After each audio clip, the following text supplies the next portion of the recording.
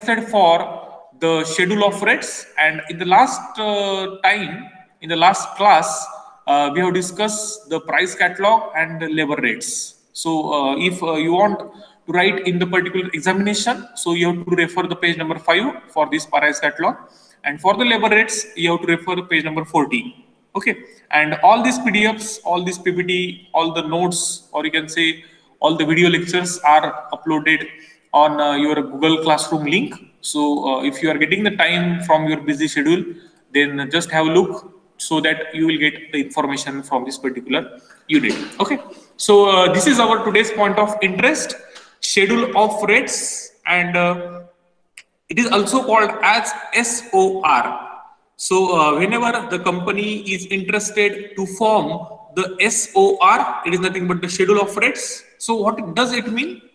Normally, for arriving at cost of building, two basic things are required.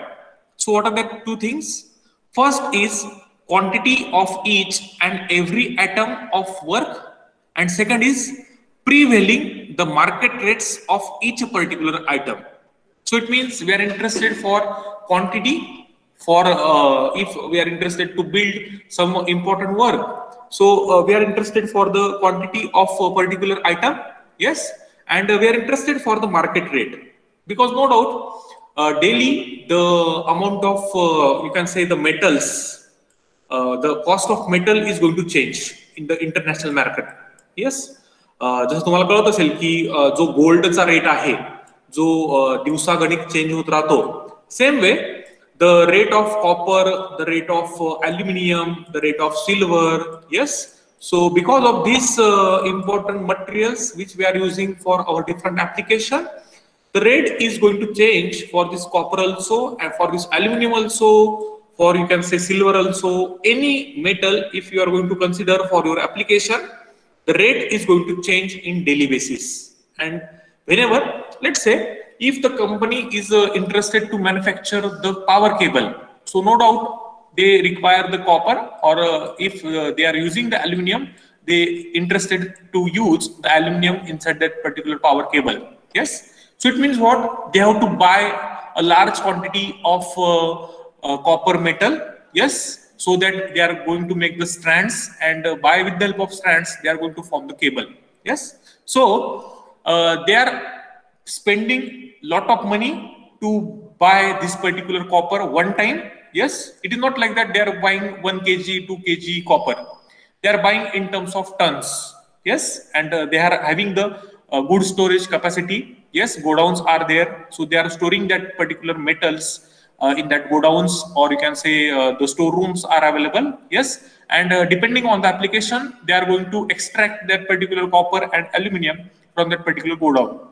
Okay, so whenever we are interested for particularly the cost of building, so for making particular job or for particular application, we are interested for quantity of each, the quantity of each metal which we are interested, and we are interested for the market rates of each particular item. Yes, so let's say the today's rate of copper might be let's say 200 per kg.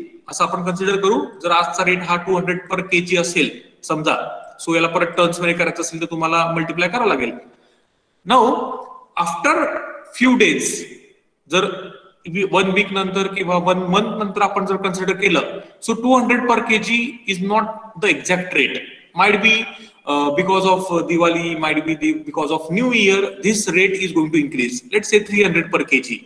Yes, but the company has ordered the tons, or you can say 1 ton copper at the rate of 200 per kg.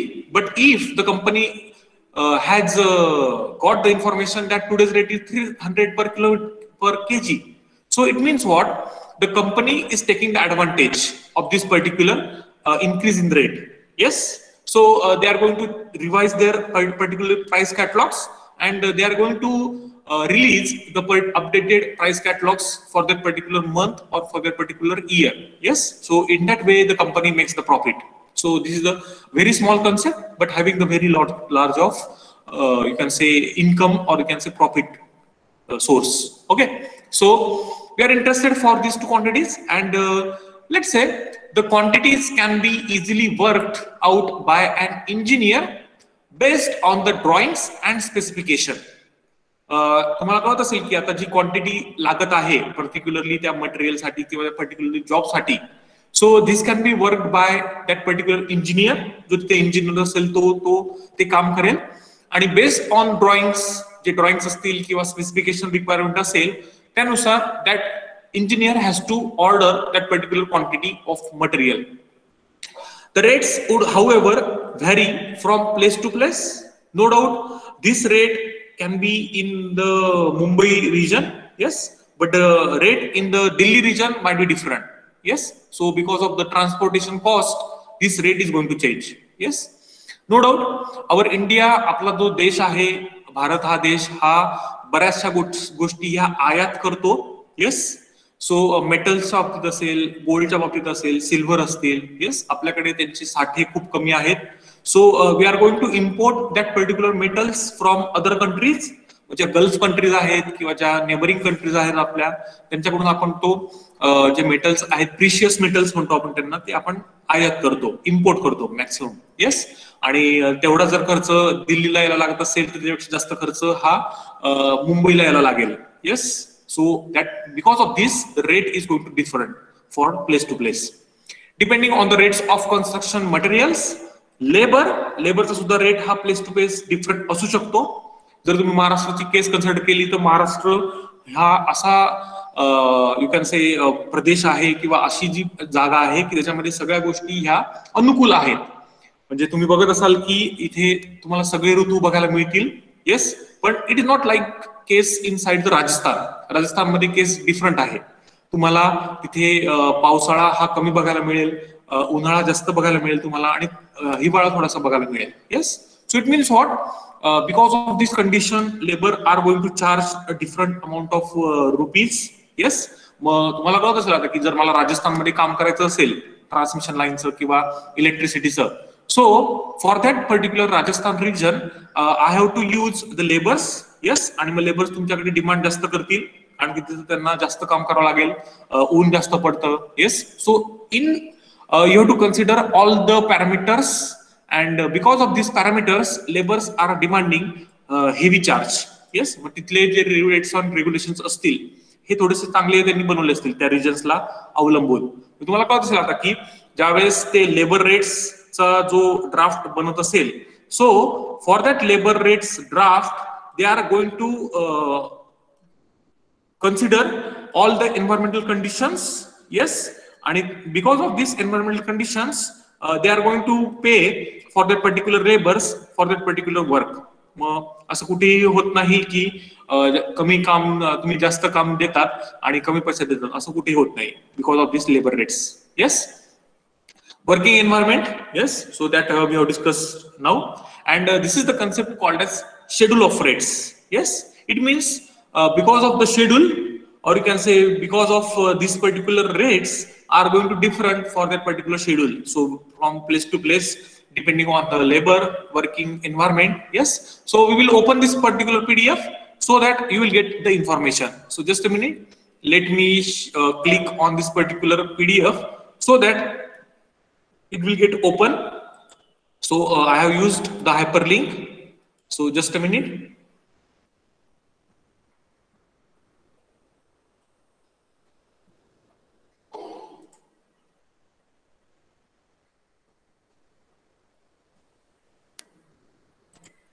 Okay. So now we will consider one example so that you can understood what is the meaning of schedule of rates. Let's say our institution wants to buy the chairs, yes. असं consider करा की आपल्या इन्स्टिट्यूटला या chairs ह्या bye करायच्या आहेत. So what parameters they are considering? So first they will have to determine the specifications, that is whether they would have of plastic, metal, etc. त्यांना सुरुवातीला स्पेसिफिकेशन हे डिफाईन करावं लागेल, येस. त्यांना प्लास्टिक चेअर्स पाहिजे आहेत का मेटल चेअर पाहिजे आहेत, ऍप्लिकेशन काय आहेत, कॉन्फरन्स हॉलमध्ये ठेवायच्या आहेत चेअर्स का लॅबोरेटरीमध्ये ठेवायच्या आहेत का क्लासरूम मध्ये ठेवायच्या आहेत. Because see whenever you are using that particular chair inside the laboratory, you need the rough and tough chairs. Whenever you need the chairs inside the conference hall, you need the soft chairs. तिथे guest बसतील जे बाहेरून आले असतील ते. Yes, मग थोडंसं ambience हा चांगला व्हावा. You cannot place the metal chairs inside the conference hall. Yes, so you have to consider the environment condition. Yes, that is a parameter. After this you have to choose the dimensions. तुम्हाला कशी खुर्ची पाहिजे आहे हे तुम्हाला define करावं लागेल. Yes, and after this dimensions and metal arrangement, we have to finalize the same, and its best possible rates are estimated, and the offers will be compared with the estimated rates. Yes, मग ह्या सगळ्या गोष्टी find out केल्यानंतर, या गोष्टी सगळ्या विचार घेतल्यानंतर तुम्हाला काय करायचं आहे, त्याचा best possible rates are estimated. So you have to estimate the rates. मग तुम्ही एस्टिमेट रेट कसं करणार? तुम्ही काय करणार? बाजारात जाणार. येस, शॉप्स मध्ये जाणार. डिफरंट फर्निचरचे जे मॉल्स आहेत बारामतीमध्ये, so you are visiting that particular malls and you are going to get out the quotation और the estimation cost for that particular chairs. जी तुम्हाला पाहिजे असेल त्यानुसार तुम्हाला ती एस्टिमेशनची जी कॉस्ट असेल ती तुम्हाला त्यांच्याकडून घ्यावी लागेल. मग तुम्ही काय करसाल? जर तुम्ही 5 दुकानं फिरले, समजा 5 मॉल्स फिरले, 5 फर्निचरचे शॉप्स जर तुम्ही फिरले, so at the end of particular day तुम्ही बससाल, तुमच्या ज्या बॉस असतील किंवा तुमचे जे प्रिन्सिपल असतील त्यांना तुम्ही तो रेट दाखवसाल की ह्या मॉलमध्ये मला ही ऑफर मिळाली, ह्या मॉलमध्ये मला ही गोष्ट बघायला मिळाली, यांच्याकडे हे मेटल चांगलं दिसलं मला. Yes, so you are comparing the rates. Yes, मग जो तुम्हाला फ्री डिलिव्हरी देत असेल कॉलेज पर्यंत किंवा इन्स्टिट्यूट पर्यंत, सो त्याला तुम्ही रेफर करसाल. Obviously nothing is free. So जर तुम्हाला कोणी सांगत असेल की तुमच्या वस्तूची फ्री डिलिव्हरी आहे, सो त्याची कॉस्ट ही तुमच्या इक्विपमेंट मध्ये ऑलरेडी जोडलेली असते. सो जगात काहीही फ्री मिळत नाही. नॉलेज तर बिलकुल मिळत नसतं फ्री मध्ये. येस, सो सल्ला मिळत असतो फ्री मध्ये, सो ती गोष्ट सोडून द्या. पण बाकीच्या ज्या गोष्टी आहेत त्या सगळ्या आपल्याला पे करावं लागतात, आणि because of that payment we are getting the knowledge. Yes, so after end of day we have to compare the possible rates, we have to see the offers which are available, and we have to estimate the final rate. Yes, so I hope now you are getting the exact meaning of schedule of rates, why we are interested to do the schedule of rates. Yes, any government or public authority including public trust and NGOs cannot award the work to any contractor directly. असा एक नियम आहे आपल्या इंडियामध्ये किंवा आपल्या particularly central government of इंडियाचा एक नियम आहे. जर पब्लिक ट्रस्ट असतील किंवा एनजीओज असतील, येस, सो त्यांना डायरेक्टली अधिकार नाही आहेत की कॉन्ट्रॅक्टरला त्यांचं काम देण्याचे. Yes, so they have to follow proper channel. Yes, आणि at that time for that propering you can say using that particular channel they have to go inside particular steps. त्यांना स्टेप्स आहेत. सो ते असं कुठेही transparency यावी म्हणून हा त्यांनी एक लॉ बनवला आहे इंडियामध्ये. The process of awarding any work.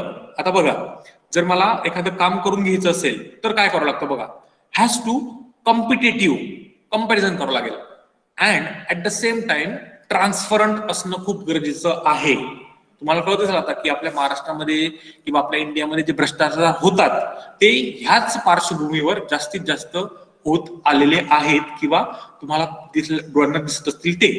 जेव्हा त्यांच्यामध्ये ट्रान्सपरन्सी नसते, एक रेट सांगायचा वेगळा असतो. येस, म्हणजे जर एखादी गोष्ट जर 100 रुपयात होत असेल तर ते तुम्हाला सांगतील 200 रुपये लागतील आणि 100 रुपये त्यांच्या पॉकेटमध्ये ठेवतील.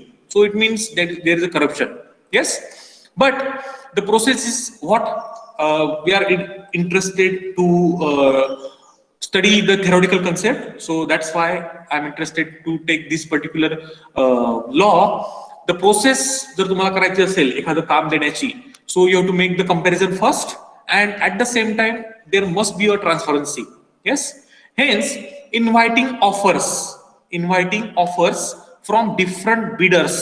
आता हे bidders हा एक शब्द तुम्हाला नवीन वाटला असेल. बिडर म्हणजे जे बोली लावणारे असतात ते एखाद्या कामासाठी. Is must both from having competitive offers and maintaining transparency in the system.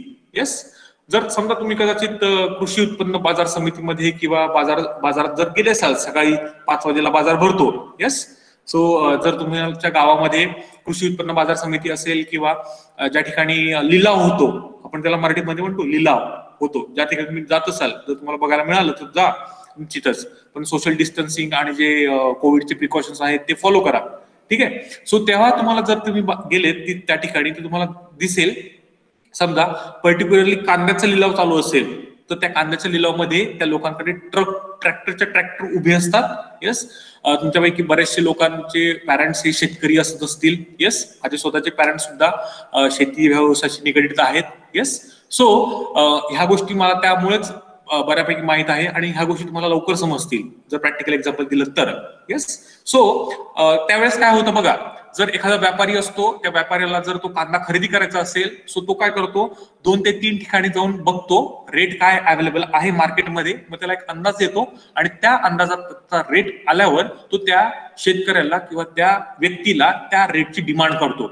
मग जर त्या शेतकऱ्याला किंवा त्या व्यक्तीला जर तो रेट परवडत असेल, so he has going to sell that particular you can say onion to that particular businessman. Yes. व्यापारी आपण त्याला म्हणतो. येस.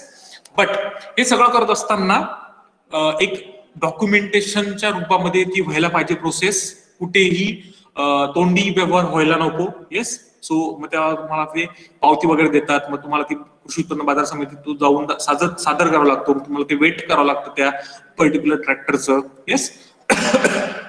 सो लॉंग प्रोसेस आहे. पैसेही चांगले मिळतात जर तुम्ही लिलाव ह्या चांगल्या ठिकाणी करत असाल किंवा जर बाजारभाव हा चांगला असेल तर. Yes. So all these things are available and because of comparison. So आता जर तुम्ही विचार करा की तुम्ही व्यापारी आहात. येस. सो कंपॅरिझनमुळे किंमत ही थोडी कमी होते. मग तेव्हा बऱ्याचशा वेळेस वाईट सुद्धा वाटतं की आपला एवढा महत्वाचा जो आपण पीक पिकवलेलं असतं आणि जर त्याला थोडासा कमी रेट मिळत असेल आपल्या खर्चापेक्षा, सो त्यावेळेस सुद्धा वाईट वाटतं. Yes. But no, we cannot do for this. आपण काहीही करू शकत नाही. कंपॅरिझन आहे. बरेचसे लोक कांदा लावतात किंवा बरेचसे लोक हे व्यवसाय करतात. Yes. Same way inside the electrical engineering also, if you are having the work related to the installation of transmission line. आता समजा कांद्याच्या ऐवजी ट्रान्समिशन लाईन मला इन्स्टॉल करायची आहे समजा. येस. आणि तुम्ही काय आहात, समजा तुम्ही गिराईक आहात किंवा तुम्ही एंड युजर आहात, कस्टमर आहात तुम्ही. येस. आणि जर तुम्हाला कस्टमरला जर रिक्वायरमेंट पाहिजे असेल, सो कस्टमर काय करेल, कमीत कमी किमतीमध्ये तो गोष्ट मागेल. येस. आणि समजा मी जर बिझनेसमॅन असेल, जर माझ्याकडे ती ट्रान्समिशन लाईन ही अवेलेबल आहे. येस. सो मी तुम्हाला ती जास्तीत जास्त पैशामध्ये विकण्याचा प्रयत्न करेल. येस. मग तुम्ही काय करसाल, अजून दुसऱ्या ठिकाणी जासाल, अजून रेट फायनल करसाल. येस. आणि असं पद्धतीने तुम्ही थोडंफार त्याच्यामध्ये निगोशिएबल हा माणसा स्वभावच आहे.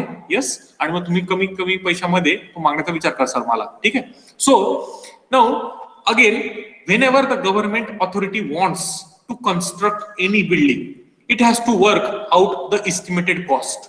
तर आता गव्हर्नमेंट कंपनीला किंवा गव्हर्नमेंट ऑथॉरिटीला जर काम करायचं असेल, so they have to work out the estimated cost for providing the budget and financial provisions. मग असं नाही की गव्हर्नमेंट कुठेही पैसा खर्च करू शकतं. येस. त्यांना सुरुवातीला बजेट हा डिफाईन करावा लागतो, त्या ऍक्टिव्हिटीसाठी बजेट किती प्रपोज करायचं आहे मला, आणि अजून काही त्याला फायनान्शियल प्रोव्हिजन्स आहे, टप्प्याटप्प्याने पैसे द्यायचे आहेत का. सो मला सगळ्या ह्या गोष्टींचा विचार करून we have to finalise this particular estimated cost. Yes. Now let me show you that particular PDF and we will go ahead for that particular numericals. So just a minute.